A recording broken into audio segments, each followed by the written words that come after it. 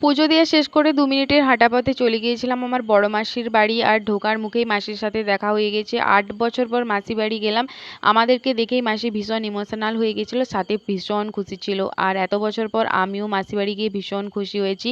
আর কত স্মৃতি আমার ছোটবেলার মাসি বাড়িতে রয়েছে, কিন্তু এই ৮ বছর পরে সুযোগ হলো যাওয়ার। মাসি এখানে আমাকে জড়িয়ে ধরে কত কত আদর করছে। তারপরে ওইখানে দাঁড়িয়ে ঘন্টাখানেক গল্প করার পর চলে গেলাম মাসির গোপালের সাথে দেখা করতে। মাসি এখানকে গোপালকে পুজো দিল। আর আমি তো জানতাম একটাই গোপাল সোনা রয়েছে, এখন তো দেখলাম ৩-৩টে গোপাল সোনা রয়েছে। তারপরে গোপালের ভোগের প্রসাদ খেলাম। মেসো বাড়িতে ছিল না, মাসির সাথে বসে গল্প আড্ডা করলাম। আর হ্যাঁ, মাসি সমস্ত খাবার আবার প্যাক করেও দিয়েছিল বাড়ির জন্য। তারপরে বাড়ি ফিরে এসে হেয়ার অয়েলিং আর মাসাজ করালাম, কারণ সকাল থেকে বেরিয়েছি, সন্ধেবেলা ফিরেছি, ভীষণ হেডেক হচ্ছিল। পুজোর প্রসাদটা খেলাম, রাতের ডিনারে মাসির পাঠানো গোপালের ভোগের প্রসাদ খেলাম। তারপর ভাইয়ের এখানে নোটস করে দিচ্ছিলাম। আর প্রচণ্ড ঘুমিয়েছিলাম, তাই ঘুম পাচ্ছিল না। সারা রাত প্রায় 10টা নাগাদ ভাইয়ের সঙ্গে এভাবেই ক্যাদ মারা